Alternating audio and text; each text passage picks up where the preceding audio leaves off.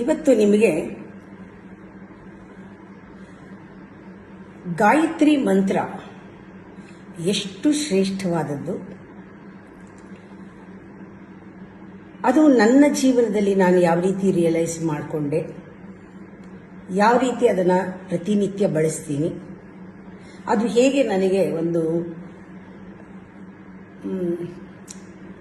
ಒಂದು ಬೆಳವಣಿಗೆಯನ್ನು, ನಿರಂತರ ಬೆಳವಣಿಗೆಯನ್ನು ತಂದಿದೆ.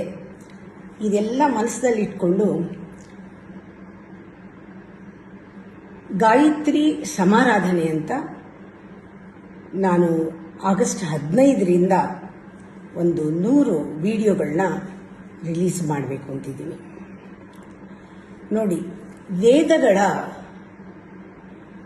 ಉಪನಿಷತ್ತುಗಳ, ಪುರಾಣಗಳು ತಗೊಂಡ್ರೆ, ದೇವಿ ಭಾಗವತ ಅಂತ ಪುರಾಣಗಳು ತಗೊಂಡ್ರೆ ಇದೆಲ್ಲ ಒಂದು ಕಡೆ ಆದರೆ, ಭಗವದ್ಗೀತೆ, ಯೋಗಸೂತ್ರ, ಮಂತ್ರಗಳಿರ್ಬೋದು, ತಂತ್ರಗಳಿರ್ಬೋದು, ಎಲ್ಲದಕ್ಕೂ ಗಾಯತ್ರಿ ಮಂತ್ರವೇ ಮೂಲ.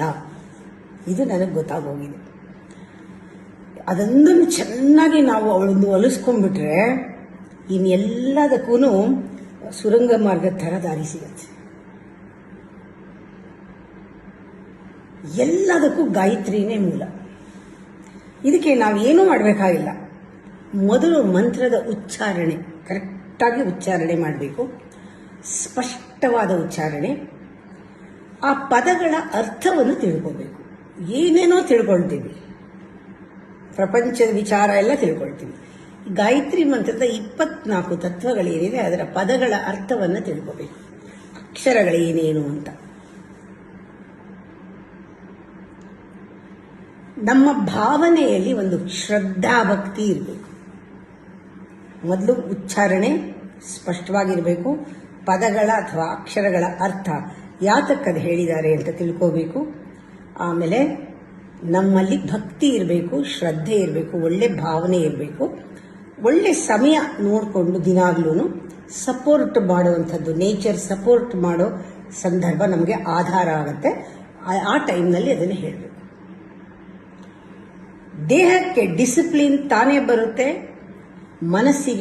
ಮನಸ್ಸಿನ ಮೇಲೆ ಒಂದು ಹಿಡಿತ ಬರುತ್ತೆ, ಬುದ್ಧಿಯಲ್ಲಿ ಒಂದು ಸಮತೋಲನ ಬರುತ್ತೆ. ಈ ಪ್ರಾಸೆಸ್ನಲ್ಲಿ ನಮ್ಮ ಅಹಂಕಾರ ನಿಧಾನವಾಗಿ, ಆ ಮಾಯೆ ಅನ್ನೋದು ಕರಗ್ತಾ ಬರುತ್ತೆ. ಜೀವನದಲ್ಲಿ ನಾವು ಎಷ್ಟೋ ಪಾತ್ರಗಳನ್ನ ತಗೊಂಡಿದ್ದೀವಿ. ಪೂರ್ವ ಕರ್ಮದಿಂದ ಅಪ್ರಾಯಶ್ಚಿತ್ತ ಆಗತ್ತೆ, ನಮ್ಮಲ್ಲಿ ಧೀಶಕ್ತಿ ಪ್ರಚೋದನೆ ಆಗತ್ತೆ, ನಮ್ಮಲ್ಲಿರುವ ಪ್ರಜ್ಞೆ ಜಾಗೃತಿ ಆಗತ್ತೆ, ನಿತ್ಯ ಅರಿವು ಮೂಡತ್ತೆ, ನಿತ್ಯ ಸತ್ಯದ ಅರಿವು. ಈ ಅನುಭವ ವಿಶೇಷವಾದದ್ದು. ನಮ್ಮ ಆತ್ಮ ಸಂಶೋಧನೆಗೆ ನಮ್ಮಲ್ಲಿ ಈ ಗಾಯತ್ರಿ ಮಂತ್ರ ಕೆಲಸ ಮಾಡುತ್ತೆ.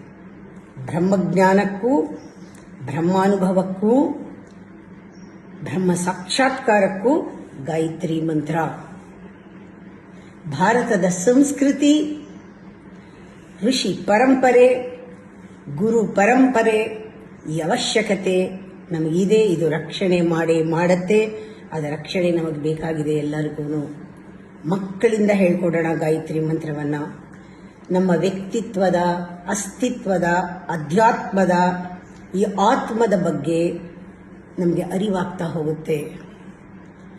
ನಮ್ಮ ದೇಹದ ಆರೋಗ್ಯ, ಮನಸ್ಸಿನ ಆರೋಗ್ಯ, ನಮ್ಮ ಸಂಸಾರದಲ್ಲಿ, ಸಮಾಜದಲ್ಲಿ ಒಂದು ಒಳ್ಳೆ ಆರೋಗ್ಯವಾದ ಸಮಾಜವನ್ನು ನಾವು ಸೃಷ್ಟಿ ಮಾಡ್ತೀವಿ. ಸನ್ಯಾಸದ ನಿಜವಾದ ಅರ್ಥ, ಬ್ರಹ್ಮಚರ್ಯದ ಅರ್ಥ ನಮಗೆ ಗಾಯತ್ರಿ ಮಂತ್ರದಿಂದ ಗೊತ್ತಾಗತ್ತೆ. ನಾವು ಈ ಮಂತ್ರವನ್ನು ರಕ್ಷಿಸಿ ಉಳಿಸೋಣ. ಅದು ನಮ್ಮನ್ನು ರಕ್ಷಣೆ ಮಾಡುತ್ತೆ, ಅದು ನಮ್ಮಲ್ಲಿ ಸದಾ ಉಳಿಯುತ್ತೆ. ಅನುಷ್ಠಾನ ಮಾಡೋಣ. ಪುರುಷಾರ್ಥದ ತಳಹದಿನೇ ಗಾಯತ್ರಿ ಮಂತ್ರ. ನಮ್ಮ 4 ಯೋಗಗಳ ಸಮಾಗಮ ಗಾಯತ್ರಿ ಮಂತ್ರದಲ್ಲಿದೆ. ಇದು ಆಗಸ್ಟ್ 15ರಿಂದ ಗಾಯತ್ರಿ ಸಮಾರಾಧನೆ ಪ್ರಾರಂಭ ಆಗುತ್ತೆ. ಎಲ್ಲರೂ ನನ್ನ ಜೊತೆ ಇರಿ. ಬೇಕಾದಷ್ಟು ವಿಚಾರಗಳು ನಮಗೆ ಗೊತ್ತಾಗುತ್ತೆ. ನಾವೆಲ್ಲರೂ ಸೇರಿ ಗಾಯತ್ರಿ ಆರಾಧನೆಯನ್ನು ಮಾಡೋಣ.